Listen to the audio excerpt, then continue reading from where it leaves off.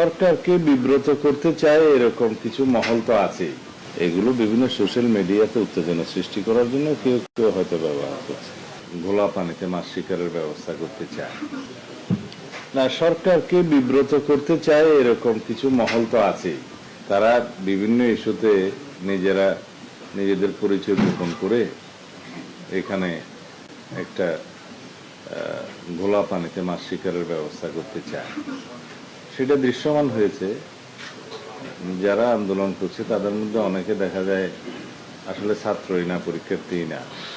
তো যারা তাদের দাবি সম্পর্কে শিক্ষামন্ত্রীকে জানিয়েছে, সরকারকে জানিয়েছে, এই বিষয়ে শিক্ষা মন্ত্রণালয় তাদের অবস্থান পরিষ্কার করেছে যে দুর্যোগপূর্ণ আবহাওয়ার কারণে কোনো শিক্ষার্থী যদি পরীক্ষায় অংশগ্রহণ না করে বা করতে ব্যর্থ হয় তাদেরকে আবার পরীক্ষা দেওয়ার সুযোগ দেওয়া হবে।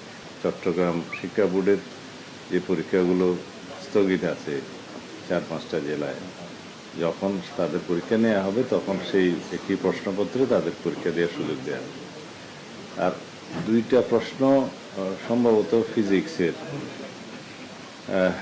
ভুল হয়েছিল প্রশ্নপত্রে, সেই জন্য শিক্ষা মন্ত্রণালয় একটা তদন্ত পরিচালনা করবে, দায়ী ব্যক্তিদেরকে চিহ্নিত করে ব্যবস্থা নেবে। তবে সেই 2টা প্রশ্নের নম্বর ক্রেডিট দেওয়ার জন্য, মানে নম্বর যুক্ত করা হবে মর্মে ঘোষণা দেওয়া হয়েছে। এখানে যারা পরীক্ষার্থী তারা সন্তুষ্ট।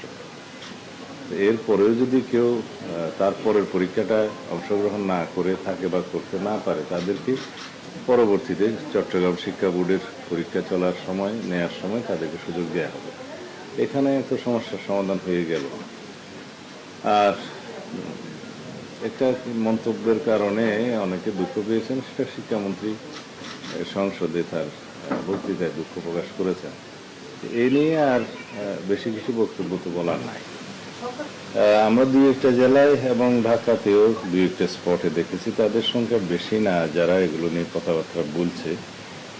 হয়তো মিডিয়াতে আসছে সেই জন্য বিষয়টা গুরুত্বপূর্ণ হয়েছে। এগুলো আমরা মনোযোগ দিচ্ছি না। 2-1টা জায়গায় হয়েছে, কারণ এই ট্রেনটা ইন্টারিম গভর্নমেন্টের সময় দেখা গিয়েছে যে সচিবালয়ে ঢুকে গিয়ে পরীক্ষা স্থগিত করা বা বিনা পরীক্ষায় পাশের ঘোষণা, এই সমস্ত একটা অপকালচার তখন দেখা গিয়েছে, যেগুলোকে তারা হয়তো নিয়ন্ত্রণ করতে পারেনি, যার কারণে তারা এখনো সেই টেন্ডেন্সিটা বহাল রেখেছে। তবে তাতে করে আমরা শিক্ষার মান ক্ষুণ্ণ হোক এরকম কোনো বিষয়ে আমরা অ্যালাউ করব না, কারণ আমরা নকলমুক্ত পরিবেশে পরীক্ষা নিতে চাই এবং বাংলাদেশের যে শিক্ষার মান সেটা অনেক নিচে নেমে গিয়েছিল, সেটাকে আমরা পুনরুদ্ধার করে জাতীয়ভাবে আমরা একটা শিক্ষিত শক্তিশালী জাতি গঠন করতে চাই। সবাই জানেন, আপনারা কোনো দেশের শিক্ষা ব্যবস্থা যদি ধ্বংসপ্রাপ্ত হয় সেই জাতির কোনো ভবিষ্যৎ নাই।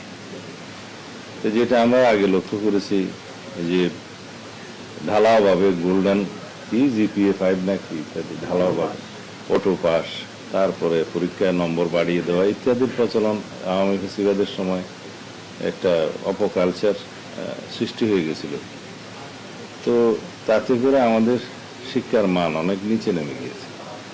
আমরা এখন চেষ্টা করছি, কিছুদিন সময় লাগবে, কয়েক বছর সময় লাগবে, যাতে করে আমাদের সন্তানরা, এই জাতির ভবিষ্যৎ, তারা যাতে প্রকৃত শিক্ষায় শিক্ষিত হতে পারে এবং একটা নলেজেবল, জ্ঞান সমৃদ্ধ, প্রযুক্তি নির্ভর এবং বিশ্বের সাথে তাল মিলিয়ে প্রতিযোগিতায় টিকতে পারে সেরকম জাতি আমাদের বিনির্মাণ করতে হবে। তো সেই বিষয়ে আমরা আপোষহীন। সময় যে পুলিশে ছাত্রদেরকে মেরেছিল সেই ছবির সাথে আন্দোলন হয়েছে, সেখানে মিলিয়ে ফেলা হচ্ছে পুলিশ আবারও ছাত্রদের মেরেছে। পুলিশকে আসলে আপনাদের কি নির্দেশনা দেওয়া ছিল? এগুলো কিছু ডিসইনফরমেশন। প্রকৃত ঘটনা, তথ্য, ছবি, ভিডিও আপনাদের সামনে আছে। এগুলো বিভিন্ন সোশ্যাল মিডিয়াতে উত্তেজনা সৃষ্টি করার জন্য কেউ কেউ হয়তো ব্যবহার করছে।